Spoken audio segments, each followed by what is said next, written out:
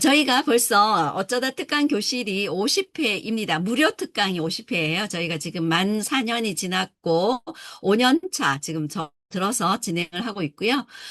그동안 굉장히 많은 강의가 진행이 됐었는데 오늘 강의는 지난번에 강의를 한번 하시고 너무 반응이 좋아서 다시 한번 모신 분이십니다. 네, 이창현 약사님이신데요. 오늘의 주제는 스트레스 근원, 신경 피로에서 살아남는 법이라는 주제를 가지고 강의를 해 주실 예정입니다. 많이 이제 아시는 분은 아실 것 같은데요. 이창현 약사님은 현재 브레인 융복학 건강연구소의 소장님으로 계시고요. 제주시 약사회의 회장님이십니다. 그리고 천지의 협동조합 이사장님이시고 지금 현재 주식회사 이지하이드로젠의 부대표로 계십니다. 그리고 건강상담가이시면서 신장 디톡스에 대한 이야기를 많이 하고 계시는 분이시고요.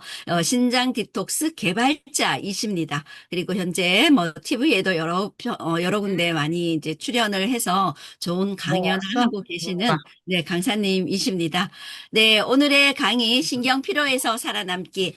육체 피로와 신경 피로의 차이가 무엇인지, 그리고 우리가 왜 피곤한지, 이러한 다양한 이야기를, 들려주실 것 같은데, 주제 중에서 두루미와 여우 이순신 장군 이야기 굉장히 관심이 가는 그런 카테고리인 것 같습니다. 오늘 강의 좀 청해서 듣도록 하겠습니다.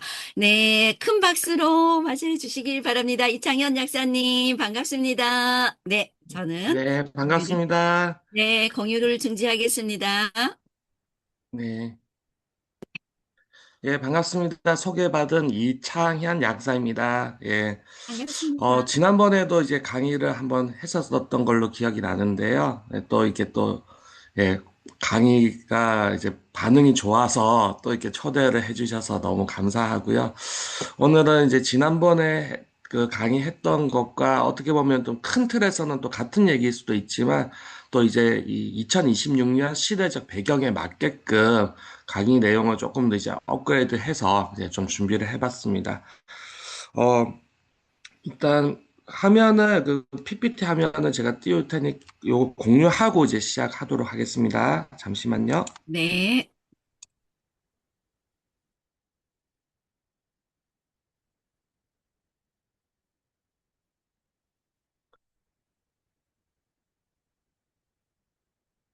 예, PPT 화면 다 공유되셨죠? 네. 네, 그래도 잘 되고 예, 있습니다. 예, 감사합니다. 그래도, 예, 한번 해봤기 때문에 또 잘하죠. 다른 분들에 비해서. 네, 좋습니다. 오늘의 주제는 신경피로에서 살아남기라는 주제인데요. 사실 이제 이 주제를 이제 정한 이유는 요즘 그 일반인들에게서 운동 열풍이 상당히 많습니다. 예, 운동. 그래서 아마도 이제 몸이 좀 처지거나 안 좋을 때 운동을 하면은 몸이 되게 좋아진다라고 생각하시는 분들도 많으실 거고 또 실제로 병원에서도 좀 뭐 운동하세요. 이런 얘기 되게 많이 하세요. 그랬을 때 저는 솔직히 말해서 운동하는 것이 안 좋다라고 생각하는 주의거든요. 물론 이제 제 말이 뭐 절대적으로 옳다란 얘기는 아닙니다. 저의 개인적인 의견인데요. 저의 이 개인적인 의견에 대해서 여러분들도 좀 동의하실지에 대해서 한번 오늘 강의를 하고자 해서 이제 신경피로라는 말을 썼습니다. 왜냐하면 우리가 피로하다, 일을 하면서 피로하다는 걸 되게 많이 느끼실 거예요. 피로감을 많이 느끼실 건데, 이때 우리가 육체가 피곤하다, 신경이 피곤하다, 이렇게 나눠서 생각하지는 잘 않습니다. 그냥 피곤하다라고 얘기하죠. 여러분들이 뭐 한 24시간 하루 또는 뭐 일주일 또는 한 달을 살았을 때 뭔가 좀 피곤하다라는 느낌이 왔다면 그거는 육체적으로 피곤한 확률이 더 높을까요? 아니면 어떤 신경 스트레스적인 피곤도가 더 높을까요? 여러분들 생각은 혹시 어떻습니까? 저는 신경피로일 것 같아요. 스트레스, 아, 이런 거. 그렇죠. 예, 우리가 저희 윗세대 그러니까 부모님 세대에서는 그때는 먹고 살기 위해서 몸으로 일을 했었어야 됐습니다. 농사도 지어야 되고 노동도 하고 물론 현재도 노동량이 높고 육체적인 어떤 활동을 하시는 분들도 분명 존재하지만 이제는 시대적 흐름이 좀 바뀌었기 때문에 많은 분들이 육체적으로 노동을 해서 먹고 산다라기보다는 육체적 노동을 하시는 분도 있지만 아마 대다수의 분들은 이제 육체적인 노동의 강도보다는 신경 스트레스의 강도가 더 높아진 시대에 살고 있다라고 할 수가 있습니다. 예. 특히 우리가 이제 생활이 편리해질수록 지금도 이제 뭐 AI라든지 이걸 활용을 하는데 어 편해졌어요. 뭔가를 이제 해 나가기가. 그렇지만 그 편해진 과정에서 우리가 분명한 것은 판단을 해야 되거든요. 판단은 결국 개인이 이제 자기가 갖고 있는 어떤 가치관에 따라서 판단을 할 수밖에 없는데 예를 들어서 이렇게 하는 게 좋다, 저렇게 하는 게 좋다라고 명확한 거면은 판단하기가 너무나 쉽겠죠. 예, 그건 너무 쉽습니다. 근데 여러분들이 요즘 이제 신경의 스트레스를 받는 가장 큰 이유 중에 하나는 정보량이 너무 많아졌기 때문에 몰라도 되는 정보까지 막 들어오잖아요. 그냥 예, 스마트폰에 타가면 내가 이제 조금 눈여겨봤던 정보들이 막 추천 정보로 해서 막 들어오고 예, 너무 많은 정보에서 어떤 선택을 해야 여러분이 여러분의 생존에 유리한지 판단하기가 참 어렵습니다. 그러니까 갈등이라는 게 심해졌죠. 예. 예전 같으면은 그냥 딱 선택하고 말 거였다면은 요즘은 예를 들어서 뭐 옷을 하나 산다 했을 때 예전에 그냥 이 옷 이쁘다 여기 매장이 여기 하나 바뀌니까 여기서 사야지 이렇게 했다면 지금 PD로, 아, 예.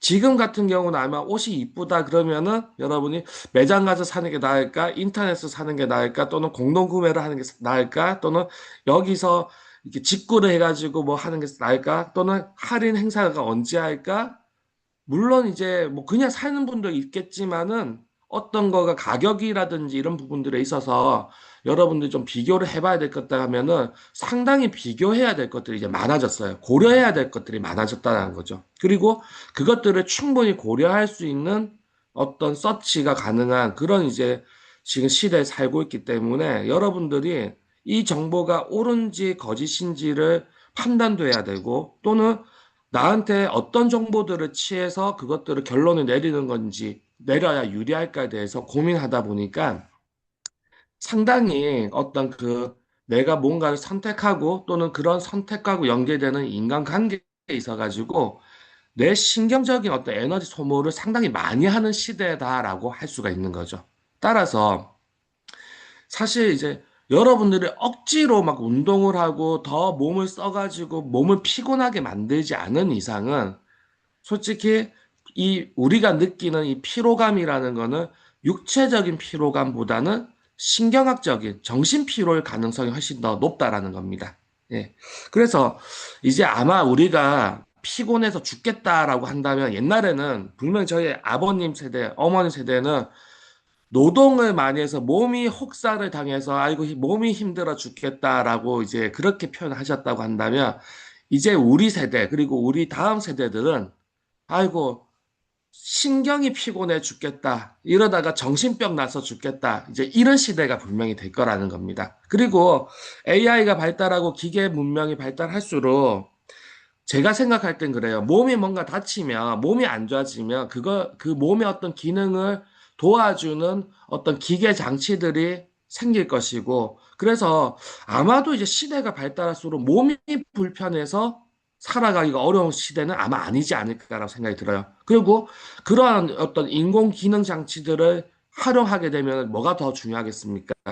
바로 그것들을 구현하기 위한 나의 어떤 뇌신경의 활동이 되게 중요해지겠죠. 그래서 이제부터는 신경 피로라는 것에 대해서 상당히 관심을 가지고 신경이 피곤한 사람들은 육체적 능력, 그리고 어떤 사회 교우적 능력, 업무 능력, 이런 것들이 다 떨어진다라고 볼 수가 있죠. 그래서 앞으로 우리가 미래 인재상들은 신경이 쉽게 피곤해지지 않고 또는 신경이 피곤하더라도 빨리 회복될 수 있는 그런 습관을 가진 사람들이 앞으로 어떤 사회가 찾고자 하는, 구하고자 하는 그런 인재상이 될 수도 있지 않을까라는 생각을 해봤습니다. 그래서 여러분들과 여러분들의 자녀분들, 앞으로 미래를 살아가야 되는 우리들에게 신경 피로에서 살아남는다라는 것은 어떻게 보면 되게 큰 주제가 되지 않을까라고 해서 제가 예, 이게 큰 의미를 담아서 이렇게 강의를 한번 시작해 보겠습니다. 자, 우리는 왜 피곤하냐면요. 방금 말씀드린 것처럼 너무 고려해야 될 것들이 너무 많아서 그래요. 그래서 정보가 과부하가 걸리거나 또는 어떤 인간관계에서 내가 어떻게 행동해야 될까에 대해서 관계에 대한 어떤 감정적인 노동, 그리고 제일 중요한 거예요. 하루하루가 너무 빠르게 반복이 됩니다. 너무 빨라요, 속도가. 그래서 충분한 휴식이 보장되어 있지 않습니다. 시간은 똑같은 24시간인데, 예를 들면 이런 거죠. 표현하면은, 보통 뭐 8시간을 자고 16시간을 일한다고 했을 때, 16시간 동안 걸어 다니면서 일을 한 사람이 8시간을 휴식하는 것과 16시간을 뛰어다닌 사람이 8시간 휴식하는 건 과연 같을까요? 다를 겁니다. 분명히. 예. 우리 뇌는 우리 몸에서 이루어지는 에너지 소비의 아주 많은 부분, 30% 정도의 에너지를 소모합니다. 그러니까 이 조그만 350g 정도밖에 되지 않는 뇌가 전체 에너지의 30% 이상을 쓴다라는 거는 상당히 에너지 소모량이 높다라는 거거든요. 그래서 여러분들이 어떤 뇌의 신경을 더 활성화시킬수록 에너지 소모는 더 많아질 것이고, 아마 몸으로 쓴 것보다 훨씬 더 많겠죠. 그리고 이러한 에너지 소모에 가장 많이 차지하는 부분 중에서는 예전에는 어떤 인간관계에 대한 감정 노동이라고 할 수 있다면은 지금은 정보 과부하입니다. 예. 그리고 이 정보 과부하라는 건 어떤 개념이냐면 여러분들이 똑같이 10분 동안 스마트폰을 보셨는데 10년 전에 그 10분 동안 어떤 그 동영상을 본 것과 지금 동영상을 10분 동안 보는 거가 과연 같은 걸까요? 다르겠죠. 왜냐하면은 10년 동안 스마트폰이라는 것은 어마어마하게 속도가 빨라졌습니다. 신경의 피로라는 거는 단위 시간당의 업무 처리량을 얘기하는 거기 때문에 결국은 뭐냐면 이거는 그 인터넷 속도랑도 연계가 되는 거죠. 우리의 뇌가 단위 시간당 뭐 예를 들어서 1기가바이트를 정보를 처리하는 거하고요. 단위 시간당 100기가바이트를 처리하는 거하고 완전 다르지 않겠습니까? 1시간 동안 내가 영상을 봤다라는 게 중요한 게 아니라 1시간 동안 어느 정도의 용량을 봤냐가 더 중요한 거예요. 이거는 일의 양을 의미합니다. 1시간 동안 그냥 설렁설렁 일한 사람하고 1시간 동안 미친 듯이 일한 사람은 분명히 피곤도가 다르겠죠. 여러분들이 우리가 지금 살고 있는 이 시대는 스마트폰을 떼어놓고는 살아갈 수가 없어요. 그리고 스마트폰은 끊임없이 속도가 계속 빨라지고 있습니다. 그죠? 그러면 제가 알기로 그러니까 4G 시대하고요, 5G 시대 이 속도가 약 50배 차이가 난대요. 그러면 걸어가던 사람이 50배 더 빨리 걸어간다는 거는 거의 뭐 전력 질주하는 거 아니겠습니까? 뇌신경을, 시신경을 계속해서 전력 질주를 시키고 있다고 한다면, 과연 우리는 24시간 동안에 에너지를, 그 신경을 사용한, 예, 그 노동만큼의 거기에 비해서 충분한 휴식을 취하고 있는가? 저는, 어, 너무나 부족하다라고 생각합니다. 그렇기 때문에 신경 피로도가 계속해서 가중화되고 있고요. 가속화되고 있습니다. 신경이 피곤해졌기 때문에 신경에 관련된 질환이 발병률이 훨씬 더 높아졌죠. 여러분 아마 그 약학적인 어떤 질병 통계를 보면요. 치매 환자, 알츠하이머 환자, 뭐 파킨슨병 환자, 뇌 신경이 망가져서 생기는 질환들의 너무나도 많이 늘어났습니다. 정말로. 그런데 어떤 분들 뭐, 우리가 평균 수명이 늘었으니까 나이가 높으니까 그렇게 환자들도 많아진 거 아닌가? 이렇게 얘기할 수도 있잖아요. 근데 실제로는요, 평균 수명이 늘었다라고 얘기는 하지만, 약물에 의해 가지고 병상에서 누워서 수명을 연장하는 시간이 길어졌다라고 볼 수가 있어요. 평균적으로요, 19년이 늘었답니다. 그러니까 평균 수명이 예에서 70세에서 89세로 늘어서 19년이 늘었는데 이 19년이 는 시간이 건강하게 내가 생활하는 게 아니라 요양병원에서 그냥 누워가지고 약 투여받고 거의 거동도 잘 못하고 그렇게 보내는 시간이 훨씬 더 늘어났다는 거예요. 그럼 이게 과연 삶의 질이 정말 우리가 생각하는 삶의 질이 좋아지고 수명이 늘어나고 건강한 생활이 된 걸까? 그건 아니라는 거죠. 어, 이거 어떻게 보면은 정보의 홍수 속에서 우리가 속고 있는 걸 수도 있다라는 겁니다. 실제로는 50대 신경이 너무 쇠약해져 갖고요. 신경 쇠약이라는 거는 뭐냐? 신경이 너무 많이 써서 신경이 피곤해졌다는 뜻이죠. 약해졌다는 뜻이에요. 너무 많이 써가지고. 예. 많이 써서 약해졌기 때문에 그래서 신경이 약해지니까 몸을 움직일 수 있는 힘이 없어요.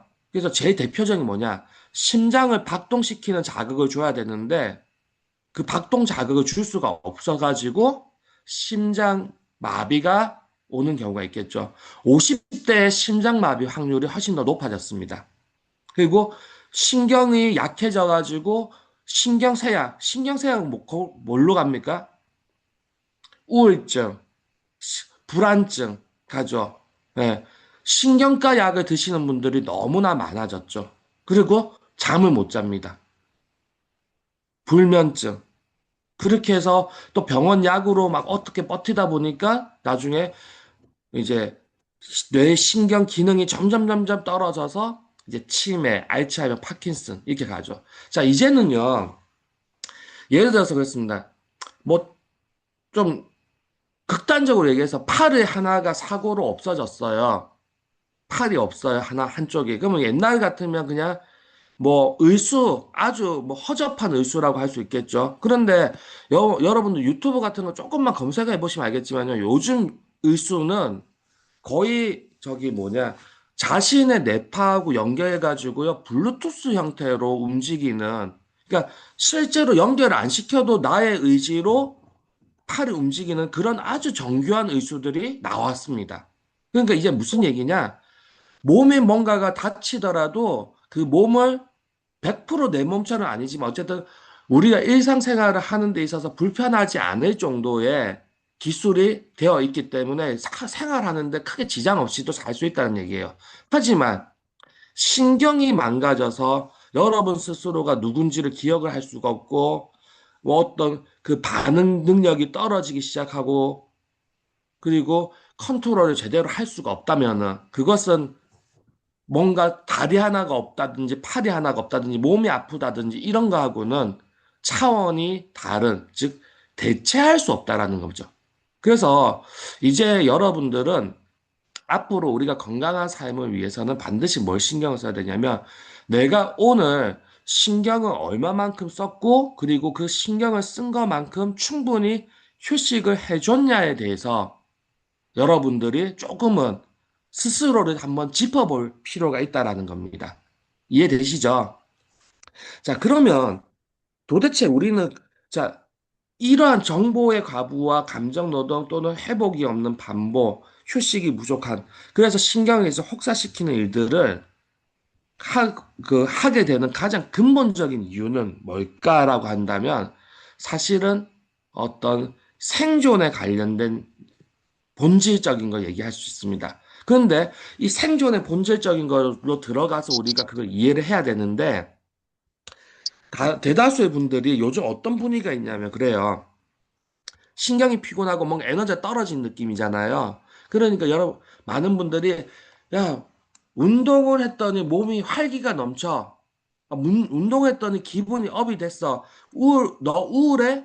운동하면 우울증에 도움이 돼. 이런 얘기들을 한단 말이죠. 그러니까 신경이 피곤해져서 뭔가 다운이 되고 뭔가 기능적으로 뭔가 문제가 생기니까 사람들이 지금 휴식이란 답이 아니라 어디로 갔냐면은 운동이라는 걸로 답이 갔어요. 그래서 마라톤은 열풍이 불고 지금 뭐 홈트라든지 또는 헬스장 가서 열심히 하고 운동하고 예, 뭐 몸매를 만들고 몸짱이 되는 이런 것들이 또 인스타에 올리고 그러지 않습니까? 분명 이 열풍이 있단 말이에요. 그런데 이건 뭐냐면 운동을 하게 되면은 자, 피곤한데 운동을 하면 정말 더 피곤하겠죠. 그쵸? 이때 우리의 뇌는 그 상황을 어떻게 인지하냐면, 야, 이렇게 피곤한데 쉬지를 못하고 움직여야 되니까 극한의 상황이라고 생각을 합니다. 그러니까 즉 내가 지금 정말 힘든 상황이지만 몸을 움직여야지만 살아남을 수 있는 환경이라고 생각을 하기 때문에 사실 그 상황은 엄청난 스트레스 상황이에요. 죽음의 공포죠. 그래서 살아남기 위해서 몸에서 호르몬을 폭발적으로 분출합니다. 예. 자, 만약 생각해 보세요. 여러분이 길을 가고 있는데 뒤에서 누가 칼을 들고 쫓아와요. 어떻게 될까요? 심장이 두근두근하고 막 그러면서 막 호르몬이 막 예, 분비가 되고 혈압이 올라가면서 내가 전력 질주에서 도망을 갈 준비 되겠죠. 만약에 내가 전력 질주를 하고 싶은데 여러분들 몸에 아드레날린이 분비가 안 돼. 어떻게 될까요?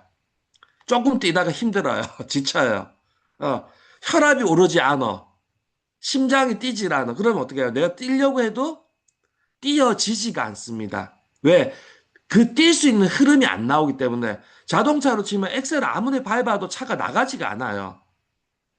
나갈 수 있게끔 그 작동, 상호 작동이 되어야 되거든요. 그게 그런 게 이제 어떤 인지에 따른 호르몬의 분비인데 보통 운동을 할 때, 나 이거 했더니 너무 힘이 좋아, 뭐 활력이 넘쳐라고 하는 호르몬들은 도파민, 아드레날린, 뭐 엔돌핀 이런 것들은 어떻게 보면은 스트레스 상황, 그러니까 되게 몸이 편안한 상황에서 나오는 게 아니라 어떤 불편한 상황을 벗어나고자 할 때 나오는 호르몬들이라는 거죠.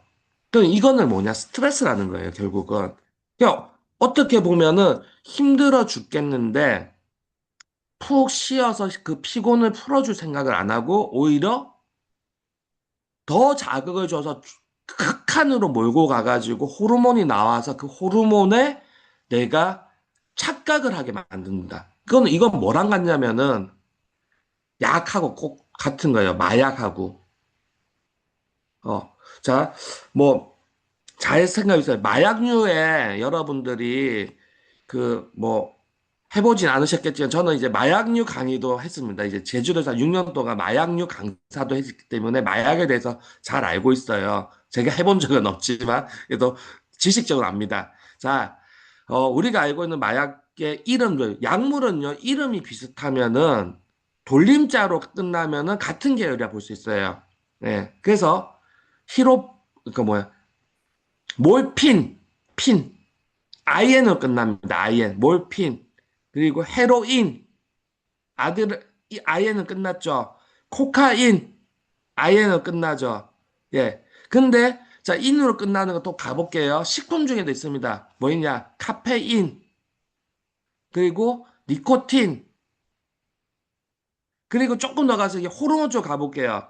도파민, 아드레날린, 예, 엔돌핀, 호르몬 종류를 보면요. 거의 다 인으로 끝납니다. 그러니까 이거 뭐냐? 각성의 효과들인 거죠. 물론 그렇지 않은 것들도 있지만, 세로토닌 같은 것도 좀 있지만, 옥시토닌산 있지만은, 근데 그걸 큰 틀에서 보면은, 결국은 있잖아요.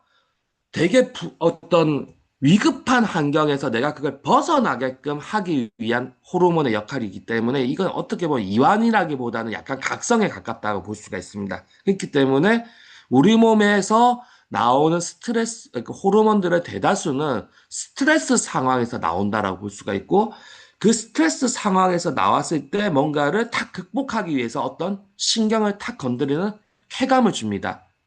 예. 뭐, 남녀 간의 어떤 뭐 성관계 때 나오는 그런 호르몬들도 마찬가지죠. 엄청난 스트레스를 주면서도 사실은 그 스트레스를 넘게 하는 쾌감을 같이 공부해 주거든요.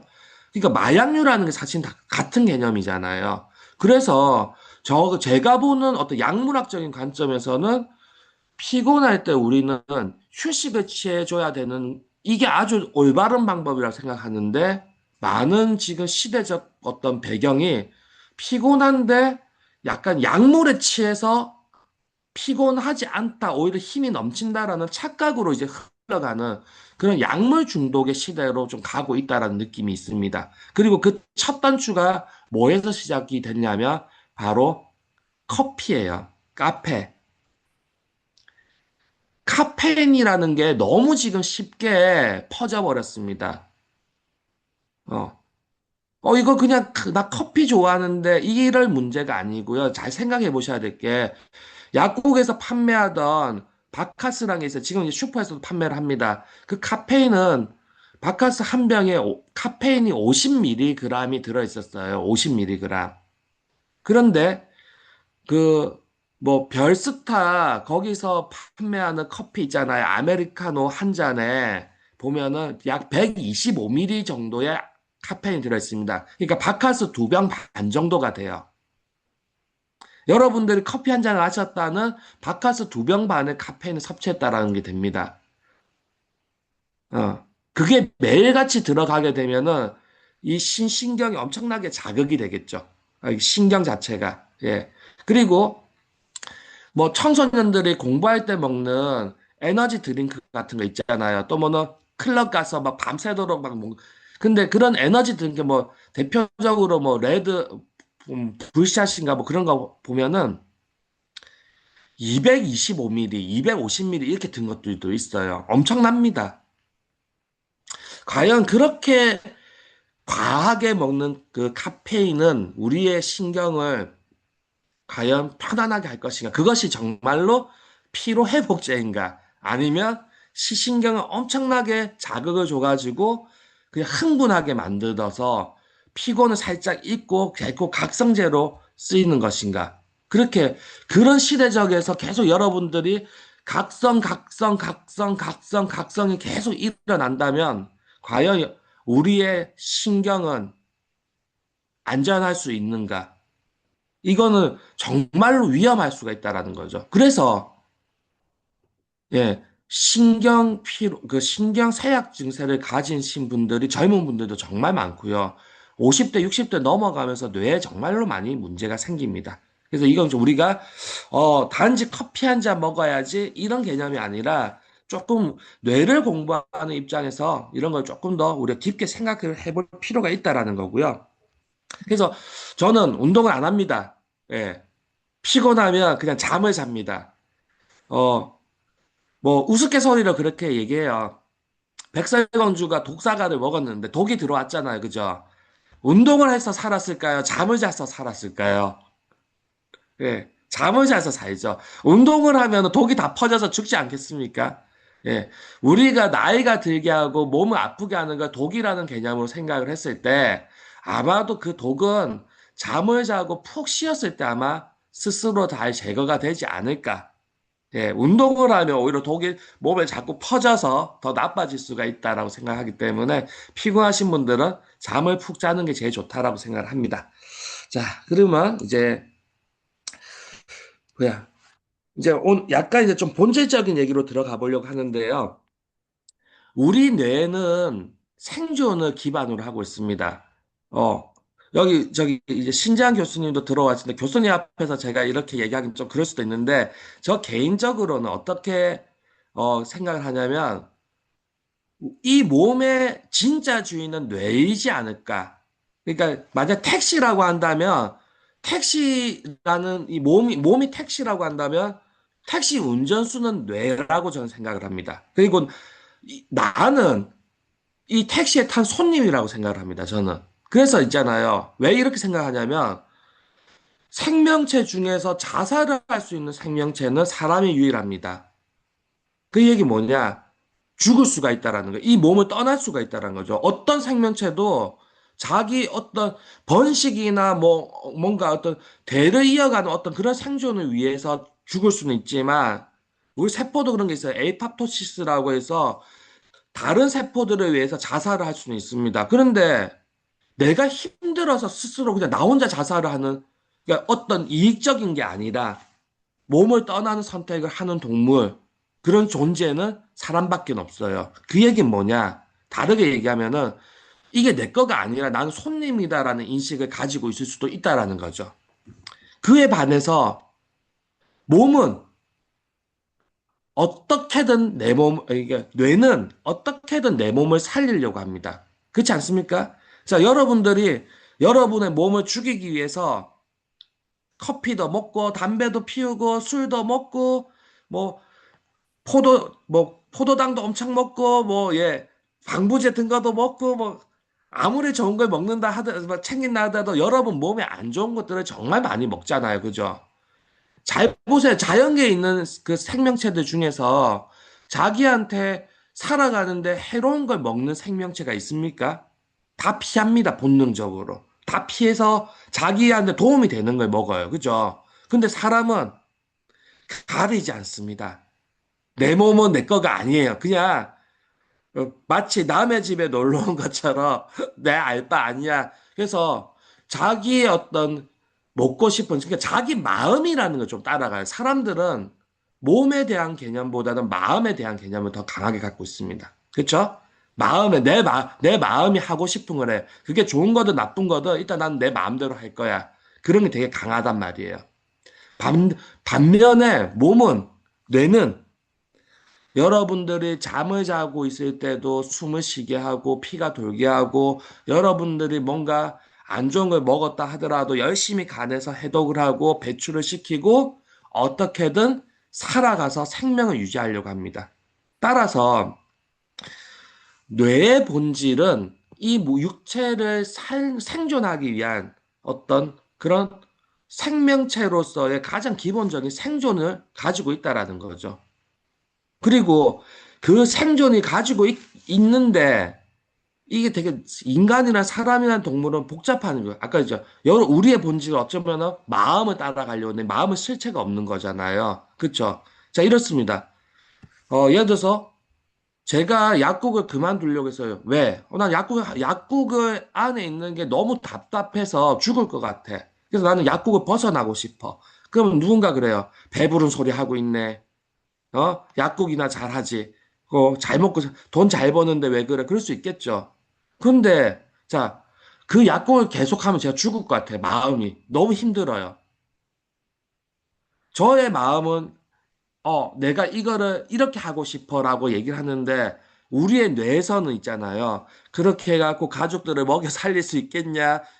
돈을 지금 수익을 유지할 수 있겠냐라는 되게 현실적인 생존에 대한 정보를 주죠. 그래서 우리가 살아가는데 항상 뭐가 힘드냐면은 내가 마음이 가고자 하는 것과 나의 뇌에서 이 현실적인 생존에 대한 무언가가 졌을 때 그게 매칭이 안 되면 갈등이 계속 일어납니다. 그리고 대다수의 사람들은 뇌의 선택을 따라가게 돼 있어요. 그쵸? 현실적이에요. 근데 제가 오늘 강의에서 이제 이 신경피로에서 살아남기 위한 가장 핵심을 미리 말씀을 드리면요. 여러분들이 생존에 굴복해갖고, 이렇게 살아야 돼. 나 이거 너무 위험하지라고 했던 거는 어쩌면은 여러분의 생존이 아니라, 진짜 나의 생존이 아니라 뇌의 생존을 따라간 걸 수도 있다라는 겁니다. 여러분의 생존을 위해서 여러분이 선택을 한 건지, 몸의 생존을 위한 뇌의 선택을 따라간 건지는 우리가 한번 고민해 볼 필요가 있다는 거죠. 만약에 그걸 구분할 수가 없다면 여러분들은 아마도 죽을 때까지 여러분의 마음이 하고자 하는 것과 여러분의 뇌가 살아가고자 하는 그 간극을 메꿀 수가 없기 때문에 평생 동안 갈등할 수밖에 없습니다. 그리고 그 갈등의 요소가 해결이 될 수 없기 때문에 끊임없이 생존에 대한 스트레스로 작용할 수밖에 없게 되고 그 스트레스를 해결할 수가 없기 때문에 여러분들의 신경은 망가질 수밖에 없다라는 거죠. 이게 사실은 가장 본질적인 문제입니다.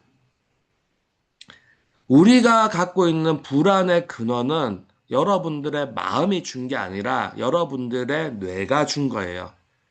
이때까지 내가 살아오면서 생존에 대한 정보들을 받아들였고 그 정보를 토대로 해서 지금 내가 나의 마음이 이렇게 하고 싶은데 이렇게 해도 될까라고 했을 때 뇌에서는 야 그렇게 하면 안 돼. 우리 죽을지도 몰라. 근데 여기서 우리는 나가 아니에요. 뇌에서 몸을 기준으로 나의 본질과 엮은 겁니다. 물론 우리는 어떤 분은 그렇게 생각하실 수 있겠죠. 내 몸이 죽으면 내가 죽는 거 아니야? 그랬을 수 있습니다. 그거 틀렸다라는 건 아니에요. 그렇게 느끼실 수도 있지만, 조금 더 우리가 깊게 우리의 본질에 대해서 관찰해 보면, 우리 몸이 꼭 나의 본질은 아니다라는 결론을 내릴 수도 있다라는 거죠. 그런 차원에서 봤을 때는, 나의 마음이 가고자 하는 나의 본질적인 생존의 방향과 뇌에서 내려주는 생존의 어떤 갈등이 조금 다른 방향성을 가질 수 있다라는 거예요. 이거는 답을 드리는 게 아니라 여러분들이 이렇게 한번 생각을 한번 해보실 필요가 있다라는 화두를 한번 던져보는 겁니다. 무슨 말인지 아시겠죠? 네. 그래서 불안함의 스트레스의 모든 기본은 근원은요, 죽음에 대한 겁니다. 만약에 우리가 죽지 않는다면 여러분들이 굶어도 죽지 않고 추워도 얼어 죽지가 않고 잠을 안 자도 죽지를 않는다면은 돈이 없어도 상관이 없겠죠. 왜? 집이 없어도 나는 얼어 죽지도 않을 거고 뭐 피곤해서 죽지도 않을 거예요. 죽지 않는다고 한다면 사실은 여러분들이 살아가는 데 있어서 필요한 게 없어요. 그냥 좀 편해질 수는 있지만 내가 그거 없어도 살 수 있지. 이렇게 됩니다. 그런데 그럼에도 불구하고 우리는 이거 있었으면 좋겠네, 저거 있었으면 좋겠네 하는 이유는 뭐냐? 우리가 죽기 때문이에요. 죽는다는 거 일이 이미 알고 있기 때문에 조금 더 죽음이라는 걸 미루고 싶으면은 어떻게 하면 좋겠습니까? 100%의 답은 아니지만 지금 우리가 살아가고 있는 시대에서는 경제적으로 풍요로우면은 노동을 좀 덜 할 수 있고 신경을 좀 덜 쓸 수가 있고 조금 더 편리한 생활을 할 수 있기 때문에 그래서 여러분들의 생존에 조금 더 유리해질 수가 있겠죠. 그래서 여러분들이 나 뭔가 자꾸 돈을 더 벌고 싶어. 나 더 뭔가 더 좋은 직장을 가고 싶어. 나 뭔가 가지고 싶어라고 하는 거예요. 결국 우리가 갖고 있는 욕구는 생존을 위한 욕구입니다. 근데 왜 생존을 위한 욕구를 갖게 됐냐면 죽음을 알고 있기 때문이에요. 우리의 뇌는 죽음이라는 걸 알고 있습니다. 그렇기 때문에 죽지 않기 위해서 무언가를 계속 하고 있어요. 그렇기 때문에 살아있는 사람은 스트레스를 받을 수밖에 없습니다. 스트레스를 받기 싫기 때문에 그래서 스트레스를 최대한 안 받는 조건으로 가려고 하는 거예요. 뭔가 더 풍요롭게 가려고 하는 거예요. 그렇지만 그건 근본적인 답은, 그러니까 뭔가 좀 편해질 수 있고 대중들이 원하는 답은 될 수 있습니다. 하지만 오늘 이 시간에서는 저는 조금 더 들어가서 본질적으로 정말 죽음이라는 걸 좀 뛰어넘으려면은 어떤 화두를 한번 가져보시면 좋냐면은 정말 나의 본질은 뭔가, 나는 누구인가, 이런 개념이죠. 예. 소크라테스가 그랬습니다. 너 자신을 알라라고. 저는 고대 철학자들이 얘기했던 것들이 사실은 다 이런 맥락으로 연결이 된다라고 생각을 해요. 그래서 우리의 본질, 나의 본질이 이 몸이 다가 아니고 이 몸이 전부가 아니라 어쩌면은 나의 본질은 몸하고는 전혀 다른 것일 수도 있다. 그리고 그걸 알았을 때 오히려 그런 거죠. 택시 기사는 차가 고장 나는 거, 택시가 고장 나는 거 정말 무서워하지 않겠습니까? 밥벌이인데. 그쵸? 근데 손님은 어떨까요? 택시가 고장 나면 내리면 되죠. 다른 차 갈아타면 되겠죠. 만약에 여러분들이 택시 주인이 아니라 택시 운전수가 아니라 택시에 탄 손님이라는 인식을 만약에 할 수 있다면은 아마도 여러분들이 삶을 바라보는 게 조금은 달라질 수도 있다라는 거죠. 예. 그래서 오늘 이 죽음이라는 거, 이 불안함의 그 공포에 대해서는 사실 어떤 좀 답이 뭔가 명확하지 않습니다. 이건 되게 철학적인 문제예요. 예. 그래서 뭐 이렇게 쭉 들어가다 보니까 저는 이제 이런 거를 좀 생각하게 됐고 그런 것들을 제가 좀 느꼈던 것들을 이제 여러분들에게 좀 전하고 싶다라는 욕구가 있기 때문에 이런 강의에서 오늘 이런 얘기를 한 거고요. 자, 불안의 가장 깊은 곳에서는 가장 깊은 곳에서는 죽음에 대한 두려움입니다. 죽음에 대한 거. 그리고 그런 거에 대해서 내가 어느 정도 위치인가에 대해서 또 인정받고 싶은 욕구, 그리고 그리고 이러한 것들 보면 결국 생존에 대한 압박이라는 거죠. 그래서 여러분들이 뭔가 어떤 피로감을 느끼거나 했을 때 인식이 조금 바뀔 필요가 있습니다. 피로감이라는 건, 아, 내가 지금 되게 살려고 열심히 노력하고 있구나라는 그런 어떤 살아있기 위한 어떤 당연한 행위에서 나타난 거거든요. 그래서 여러분들이 스스로에게 칭찬해 주시고, 오늘도 잘 하고 있어. 이런 식으로 약간 격려해 줄 때 아마 우리의 뇌는 여러분들이 마음이 하고자 하는 정말 무언가 어떤 목적지를 가기 위해서 좀 더 협조적으로 같이 고민을 할 수 있지 않을까라는 생각이 들어요. 그래서 우리가 이 생존의 불안이라는 거에서 스트레스라는 거에서 벗어나기 위해서는 나와 뇌의 입장을 조금은 고려할 필요가 있고, 그리고 뇌에서 왜 이렇게 불안해하고 뇌에 이렇게 피로감을 주는지, 왜 이렇게 이제 뭔가 자꾸 자극적인 걸 찾고 했었는지에 대해서 조금은 이해해 줄 필요가 있다라는 거죠. 자, 음, 이거 좀 철학적인 얘기입니다. 삶은 흐름이고, 여기서 산은 산이고, 물은 물이다라고 했는데, 흐름이라는 게 있어요, 흐름. 예. 어떤 그 명상을 하시던 분이 이렇게 얘기했어요, 저한테. 아, 저는, 약사님 말씀처럼 뭔가 이 어떤 그 영적인 존재가 여기에 이제 육체를 가지고 뭔가 경험을 하는 것 같습니다. 그렇게 이제 어떤 대답을 하신 분이 있어요.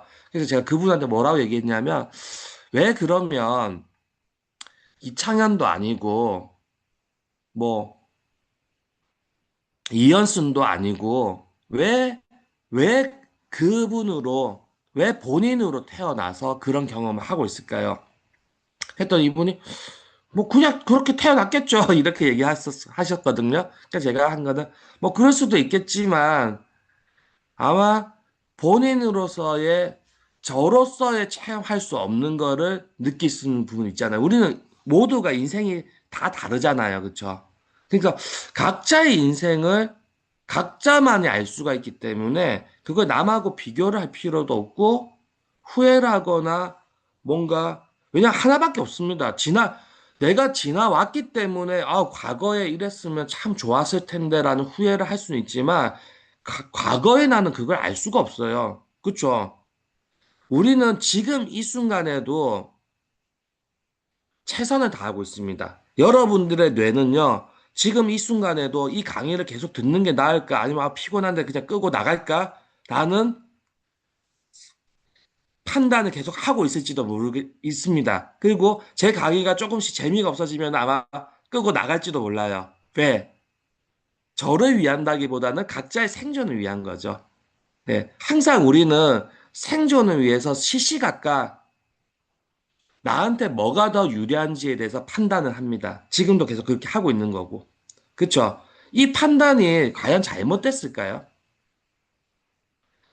지금 가지고 있는 여러분들이 이때까지 살아오면서 누적되어 있는 모든 정보에서 이루어지는 판단이기 때문에 그것은 최선이라고 할 수 있습니다.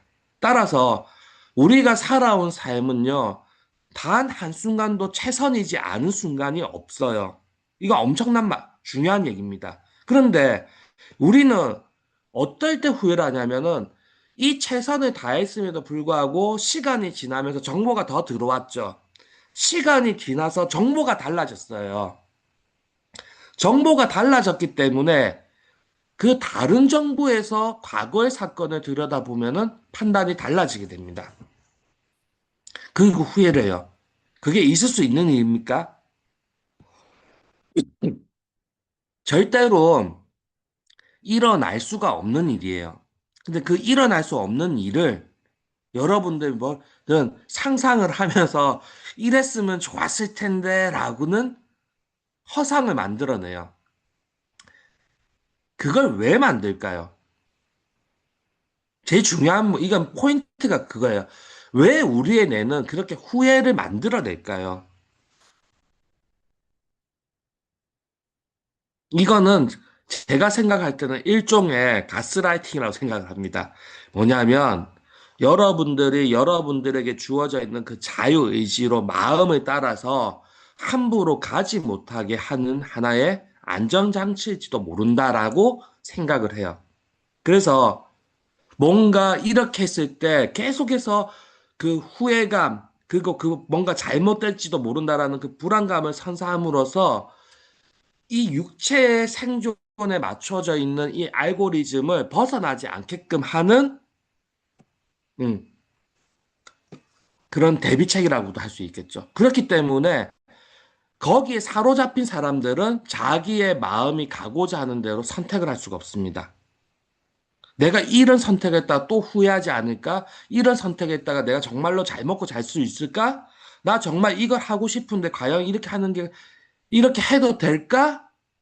라고 해서 그냥 여러분들이 지금까지 그냥 살아왔던 제일 안전한 후회가 있든 어쨌든지 간에 그냥 지금 아직 살아있는 그냥 그 방식 그대로 그냥 살아가기를 원해요.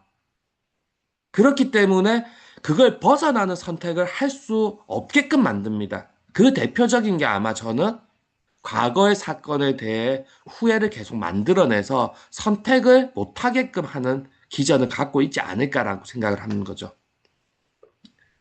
음. 근데 실제로 좀 들여다보면은 여러분, 그거는 일어날 수가 없는 일이에요. 그쵸? 우리가 만약에 후회를 한다면은 지금 여기 있는 모든 분들이 와, 왜 나는 태어났을 때 비트코인 안 샀을까? 왜 나는 30년 전에 SK 하이닉스 왜 삼성전자 주식을 왜 안 샀을까? 이걸 다 후회하셔야 돼요. 근데 그런 거 후회하십니까? 근데 어쩔 수 없잖아. 내가 알 수 없는 건데. 근데 그걸 후회하시는 분도 있단 말이에요. 야, 씨, 이럴 줄 알았으면은 야, 작년이라도 SK를 살 걸, 하이닉스를 살 걸, 막 이렇게 하는 분들이 있습니다. 근데 만약에 떨어졌었으면 어떡하려고 그래요? 사셨으면. 올랐으니까 지금 그렇게 하는 거지. 그쵸? 만약에 떨어졌었으면 그때 사지 말았어야 됐는데 이런 후회를 하겠죠. 그러니까 사실은요, 알 수가 없는 거고, 그거 후회할 건덕지도 안 되는 거예요. 있을 수가 없는 일이기 때문에. 예. 제가 드리고 싶은 얘기는 여러분들이 어떤 삶을 살아오셨다 하더라도 그 매 순간순간은 치열하게 생존을 위해서 고민한 결과로 나타난 선택되어진 거기 때문에 그걸 후회라는 거 할 필요가 없다라는 거고요.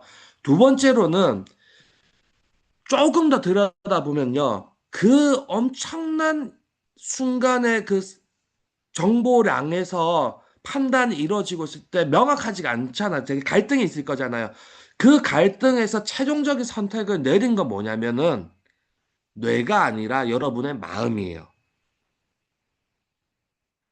우리의 인생은 한순간도 마음이 선택하지 않은 게 없습니다.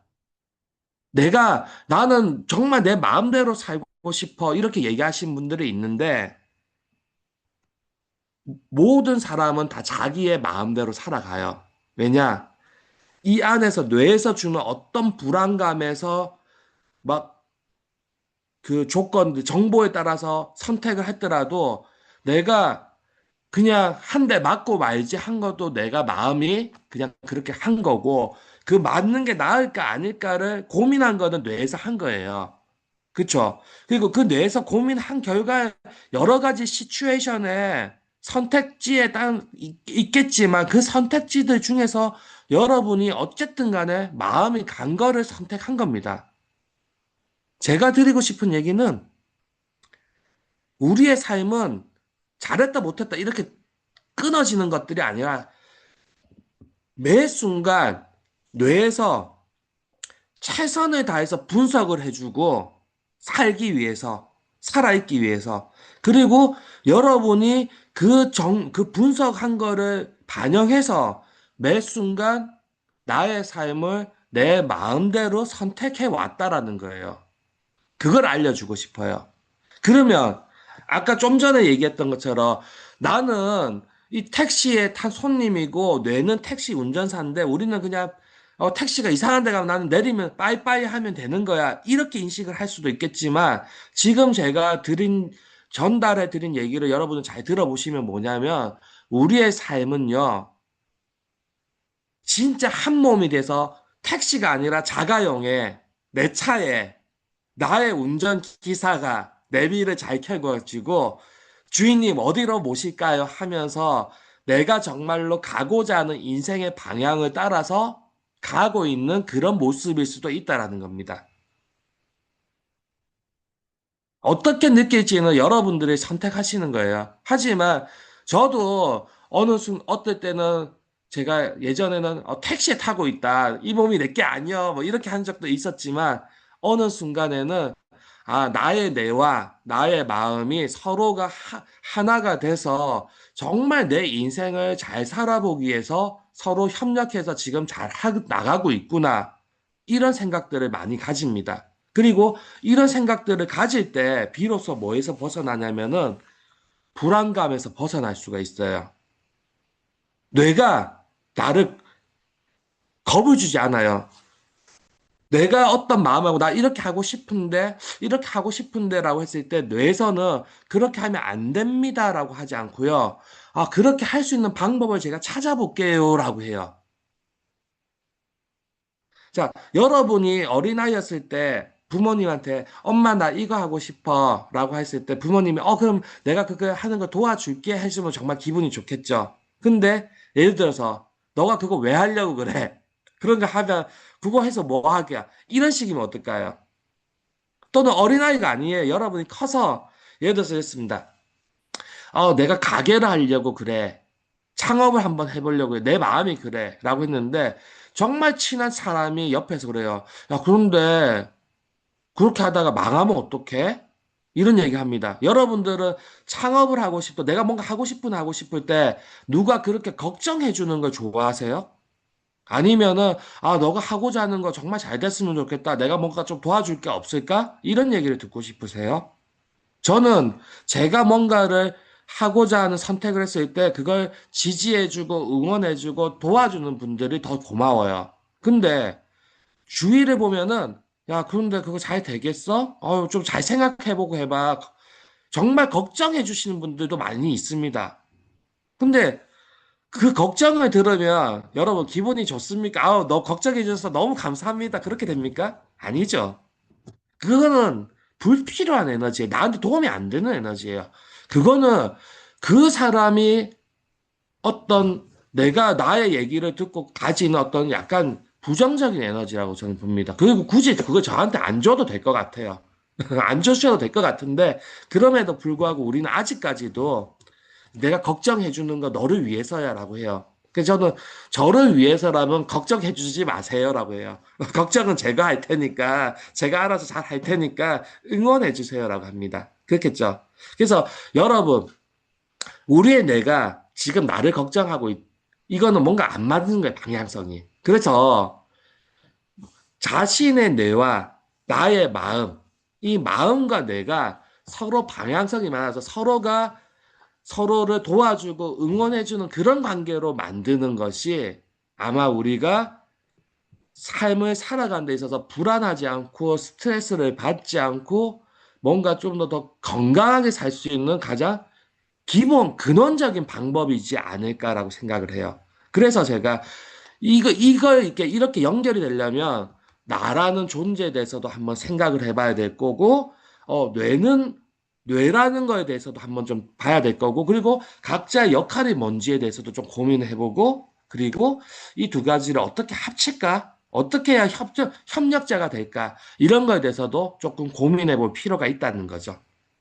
오늘 제가 어떤 메시지를 전달하고 싶은 건지 여러분 좀 아시겠죠? 네.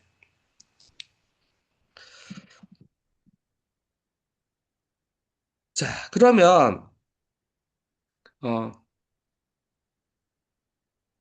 요걸 이제 약학적인 개념으로 조금 들여다볼게요. 약학적인 거.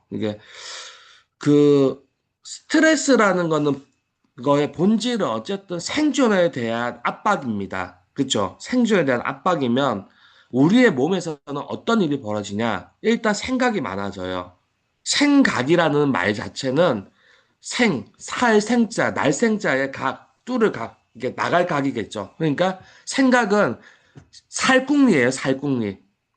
내가 지금 사는 거에 뭔가 불리해졌어. 그러면 어떻게 살아남아야지라는 생각을 하게 됩니다. 그 생각을 할 때 신경회로가 움직여야 되겠죠. 그쵸? 내 신경의 스냅스들이 지들끼리 막 이렇게 신호를 주고 받으면서 즉 에너지를 소모한다는 얘기예요. 우리가 얘기하는 이때 이 어떤 전기 신호로서의 에너지는 ATP라는 용어를 씁니다. ATP는 세포 간의 화폐라고 얘기를 해요. 화폐. 예, 이게 돈이에요, 돈. 우리가 그 돈을 가지고 이제 우리가 뭔가 일을 할 때 돈을 써야 되잖아요. 그렇죠? 그것처럼 몸 안에서도 세포끼리 어떤 일을 할 때는 서로 간에 주고받는 게 필요한데 돈을 써야 되는데 그 돈의 이름이 바로 ATP고요. 이 돈을 만들어서 쓰는 이 과정을 아주 중요한 일이라고 해서 대사라고 얘기합니다. 대사.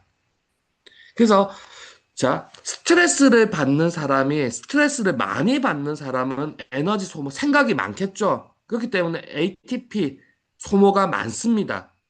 생각이 없는, 스트레스를 안 받는 사람은 생각을 별로 안 해도 돼요.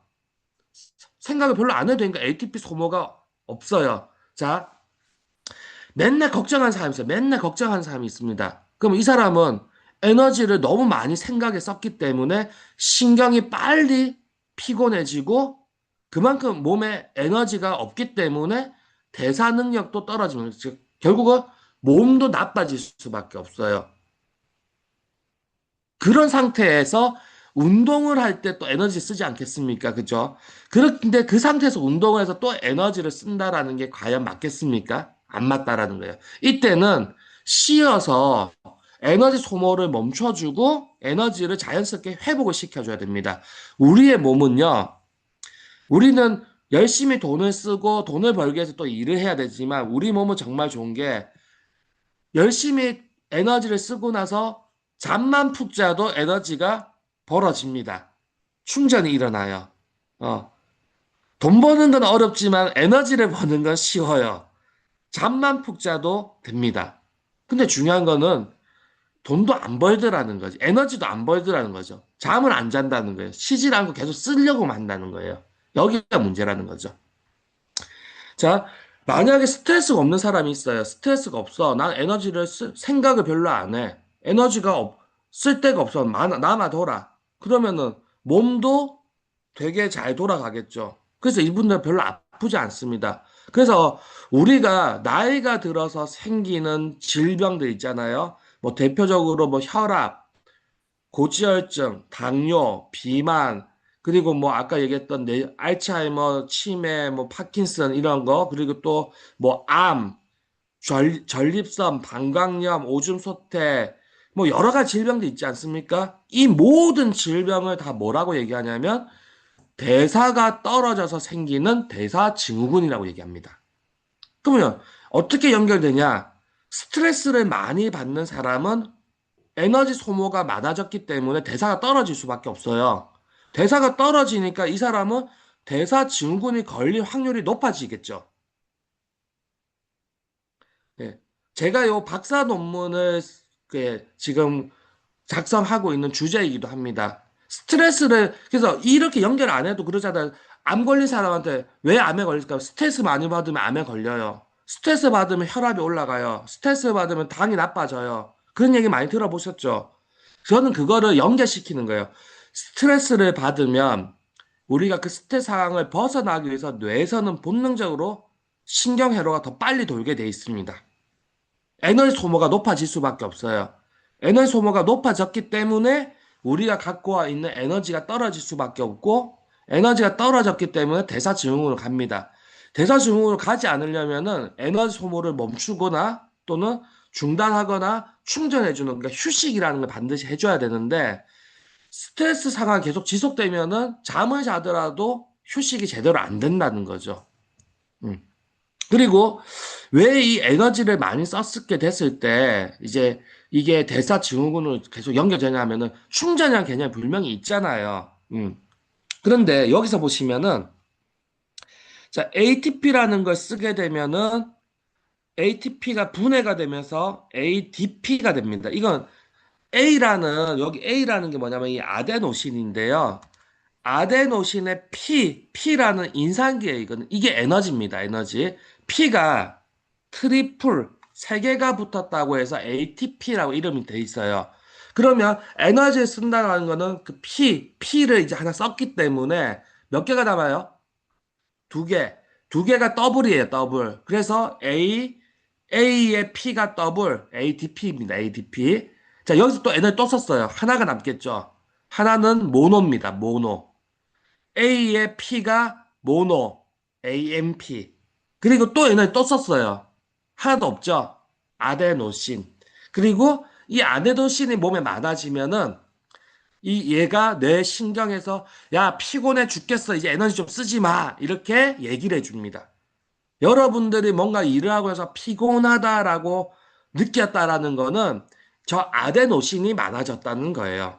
여기까지. 근데 이 아데노신을 가만히 놔두면 뭐가 되냐? 저거 아데노신은 핵산 구조를 가지고 있기 때문에 바이러스가 증식하는 데 쓰여요. 그래서 아데노신의 농도가 높은 사람들은 코로나 걸리면 다 죽습니다. 그냥 쫙 증식이 일어나기 때문에. 바이러스가 감염되면은 바이러스가 확 퍼져버려요. 그럼 안 되겠죠.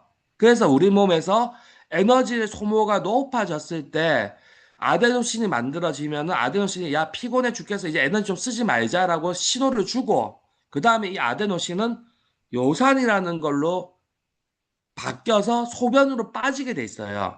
근데 여러분들이 피곤하다 신호를 분명히 줬는데도 불구하고 에너지를 계속 쓰잖아요. 그러면 요산이 빠지질 않고 이게 결정 형태로 몸에 남게 됩니다. 그리고 이 요산 결정이 몸에 남아서 뭘 방해를 하냐면은 여러분들이 휴식을 취하거나 몸의 에너지를 충전시키려고 할 때 에너지가 충전되는 것을 방해하게 해요. 따라서 이렇게 연결됩니다. 큰 틀에서는. 스트레스를 많이 받으신 분들은 생각이 많고 생각을 많이 하다 보니까 에너지 소모가 많아지고 에너지 소모가 많다 보니까 몸에 요산 결정이 많아지게 되고 요산 결정이 많아지니까 에너지를 생산하는 것도 떨어져서 결과적으로 많이 쓰고 적게 만드는 결과가 이루어져 가지고 대사가 확 떨어지게 되고 그렇게 가서 대사증후군이라는 질병 상태가 나타나는 거죠. 그리고 그게 여러분들의 DNA, 유전 정보에 따라서 어떤 사람은 혈압이 먼저 나타나는 경우도 있고, 어떤 사람들은 당이 먼저 나타나는 경우도 있고, 어떤 사람들은 뭐 그런 거 하나도 없는데 갑자기 암이 생긴 사람도 있고 그렇습니다. 결국 어떤 질병이 생겼느냐는 약간 유전적인 차이에 있지만은 병이 생기는 기본 원리는 똑같다라는 거예요. 우리가 에너지 관리를 잘해야지만 건강할 수가 있습니다. 여러분들의 지갑 관리를 잘해야 여러분들이 경제적으로 풍요롭듯이 내 몸 안에 에너지 관리를 잘해야 내 몸이 풍요로울 수가 있다라는 거예요. 그걸 뭐라 그러냐? 면역력이 좋다라고 얘기를 하는 거예요. 그리고 그 에너지 관리를 잘 하기 위해서 가장 큰 핵심이 뭐냐? 바로 스트레스에서 벗어나야 되는 건데 그 스트레스의 본질은 죽음이었고 그 죽음이라는 거에 대해서 우리는 조금 더 답을 완전히 찾을 수 없겠지만 한번 들여다 볼 필요가 있다라는 얘기를 이제 이때까지 해드렸습니다. 그럼 이제 시간이 한 20분, 25분 정도 남았는데 조금 더 이제 간단한 얘기들을 이제 뒷부분들 좀 해볼게요. 그리고 또 우리 아까 이현수 회장님이 두루미 이야기 이것도 궁금하다고 하셨기 때문에 이제 간단하게 이제 요 뒷부분 좀 얘기를 해보려고 하는데요. 자, 요거 이제 이론적인 이제 끝났습니다. 그래서 이제 실천적인 걸 이제 말씀드리면 요산이라는 거가 만약에 생겼다. 거꾸로 가볼게요. 요산 결정이 많아져서 몸에 문제가 생겼다. 그럼 요산은 어떻게 해결할 수 있냐? 예, 일단은 물을 많이 마셔야 됩니다. 요산은 그 수용성 물질이기 때문에 녹아서 소변으로 빠져요. 그러니까 물을 많이 마시면 물을 안 마시는 것보다는 도움이 됩니다. 그리고 물을 먹기가 어렵다. 더 좋은 거는 욕조가 있으면은 좀 피곤한 날에 욕조 안에 몸을 한 30분 이상, 1시간 정도 푹 담그고 있으면은 몸에 싹 이게 정리가 됩니다. 참 좋습니다. 근데 뜨거운 물이나 찬물보다는 미지근한 물, 오래 있어야 되니까 뜨거운 물 답답해서 오래 못 있거든요.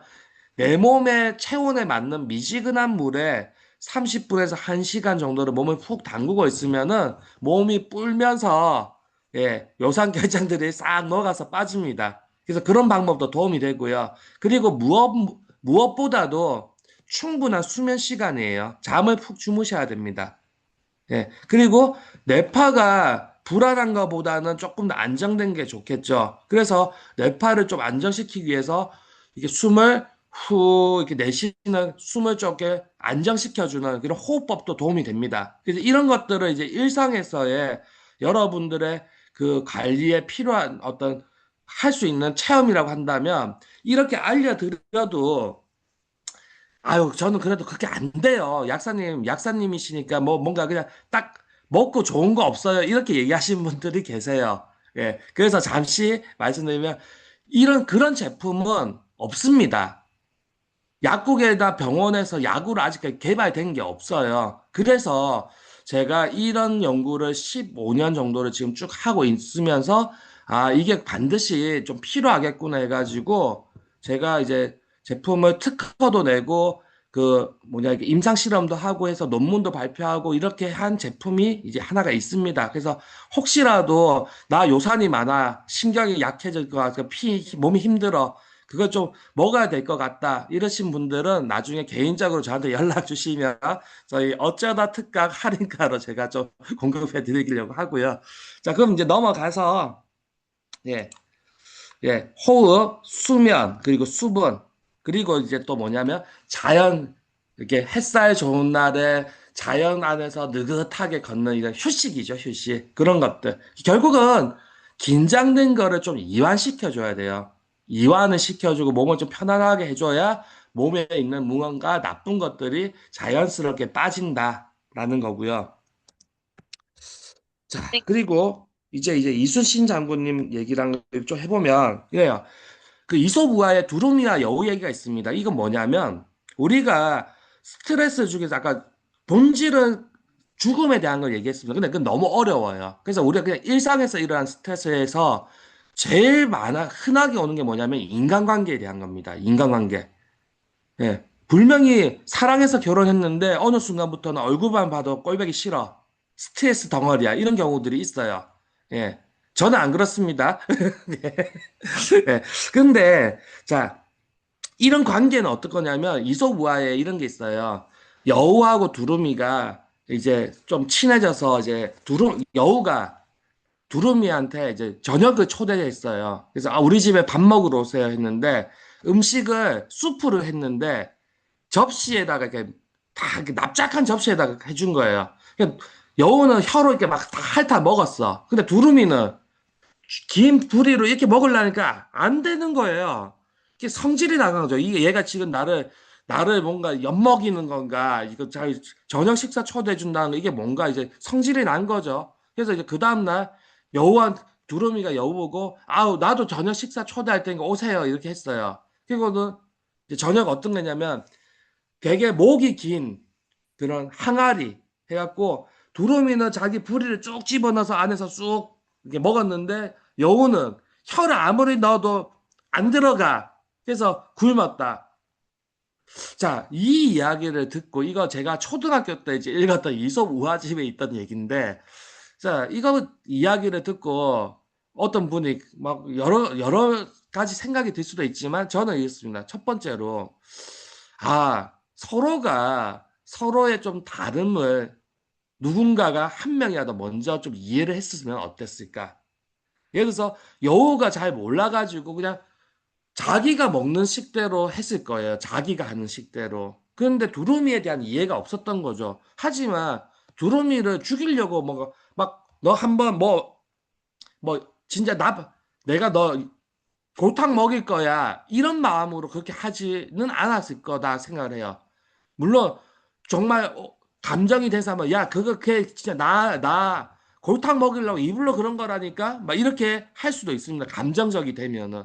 근데 객관적으로 보면은 우리가 살아가는 데 있어가지고 상대방을 막 이게 하려는 것보다는 그냥 자기가 하는 게 편하니까 자기가 하는 대로 하다 보니까 상대방의 이해가 부족해서 일어나는 일들이 더 많습니다.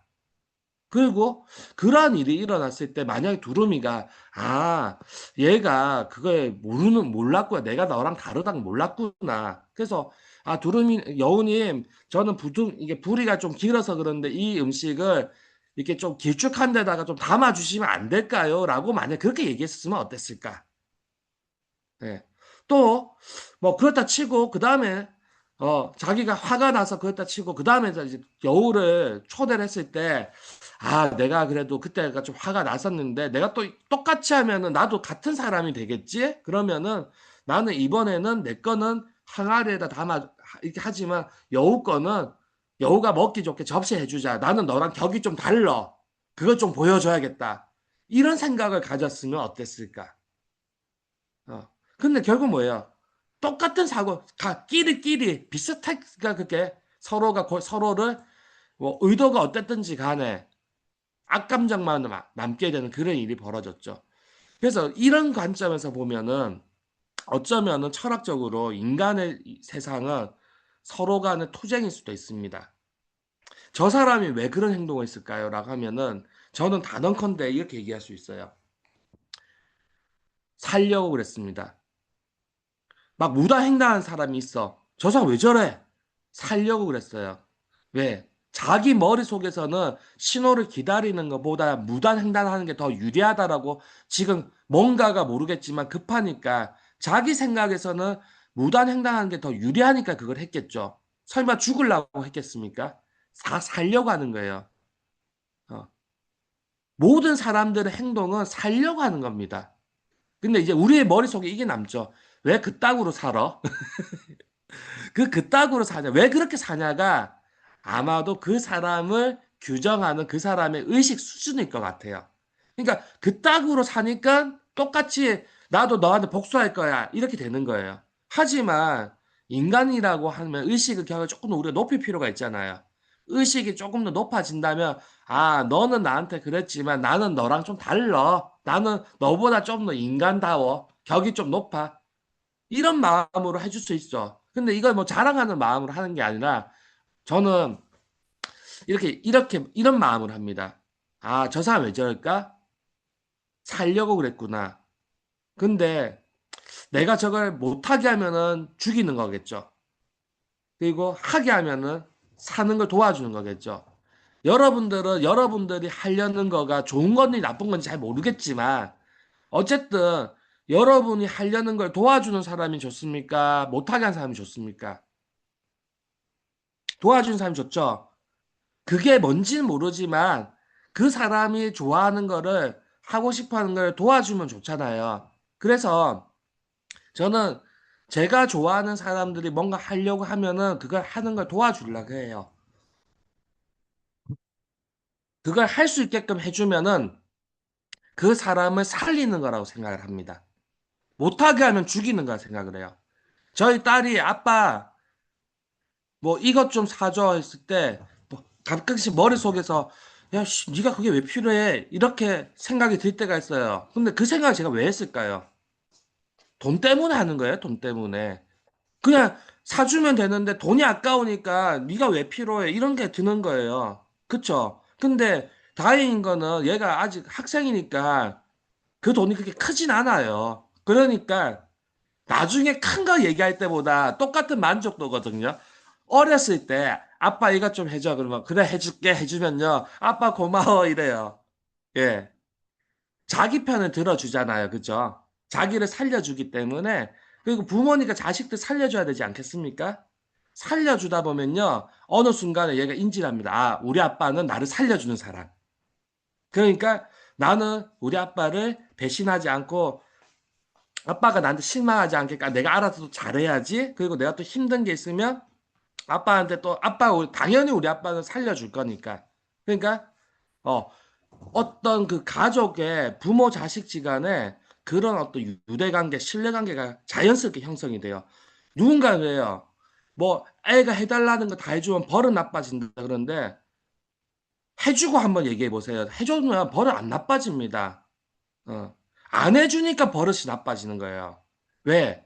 안 해주니까 그 애가 하고 싶은데 안 해주니까 때를 쓰고 뭐 거짓말을 하고 뭘 하겠죠. 그러니까 버릇이 나빠진 거예요. 진짜로 그 아이를 위하는 마음으로 살려주는 마음으로 해주잖아요. 관계가 너무 좋아집니다. 저는 우리가 살아가면서 부부 관계든 자녀 그 부자 이게 어떤 부모 자식 관계든 또는 어떤 직장에서의 인간관계든지 간에 그런 관계에서 스트레스를 벗어날 수 있는 방법은 그 사람을 상대방을 살려주려고 해줄 수 있는 약간 그 사람보다 조금 더 격이 높은 의식을 가지는 거라고 생각을 해요. 그게 우리가 좀 더 사람답게 사는 거지 않냐라는 생각을 합니다. 예, 그래서 두루미와 여우 얘기를 제가 살짝 집어넣었었고요. 그리고 이게 참 어렵습니다. 어떤 철학자의 말처럼 만인에 대한 투쟁이다라고 한다면 내가 누군가를 살린다라는 건요. 다르게 얘기하면은 내가 죽을 각오가 돼야 되는 거예요. 금방 얘기했잖아. 제 머릿속에서 야 그거 네가 왜 필요해? 듣는 거는 돈에 대한 건데 이 돈에 왜 하냐면 그 돈을 여기다 쓰면은 내가 가정을 꾸려나가는 불리해질 수도 있잖아요. 돈이 얼마 안 되면 그런 생각도 안 할 겁니다. 근데 예를 들어서 얘가 아빠 이거 100만 원짜리인데 해줘라고 하면은 야 이번 달 지출이 100만 원이 늘면은 좀 힘든데 이런 생각이 들면은 내가 고민하겠죠. 이건 뭐에 대한 겁니까? 정확하게는 애가 말로는 너가 그게 왜 필요해 이렇게 할 수 있지만 그렇게 하시면 안 돼요. 본질은 뭐냐면 그 아이 거를 들어주려니까 내가 생존하기가 힘들어지는 거예요.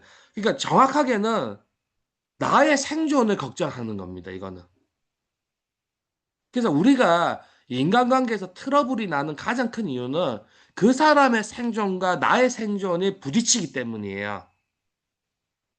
그거는 그 부딪히는 게 크지 않아서 어떤 사람이 나한테 요구하는 거가 내 생명을 위협하지 않아. 그러면 여러분들 그냥 해줄 수 있습니다. 예를 들어서 우리 이현수 회장님한테 제가 이래요.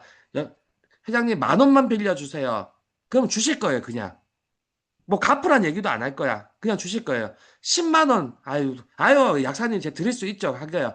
제가 100만 원 하면은 조금 고민하실 거예요. 아, 약사님하고 관계인데 빌려줄까 말까 할 수 있습니다. 제가 1,000만 원 하면 야, 이거 빌려줬다가 떼이면 어떡하지? 이때부터 뭐예요? 자신의 생존에 대한 고민이 시작됩니다. 그게 나의 역량 경계선이에요. 만약 제가 1억 얘기하면 약사님 이제 우리 얼굴 보지 맙시다 이렇게 될 수 있겠죠. 어. 그랬을 때 강요하는 건 아니에요, 여러분. 여러분이 누군가를 살려야 되는 사람이라고 한다면 그 사람을 살리고자 하려고 할 때 반드시 여러분의 심리적으로 여러분의 죽음에 대한 공포가 오게 돼 있어요. 그때 이수신 장군님이 그렇게 얘기했습니다. 살고자 하면 죽을 것이요, 죽고자 하면 살 것이다. 이게 꼭 예, 임진왜란의 그런 전투처럼요.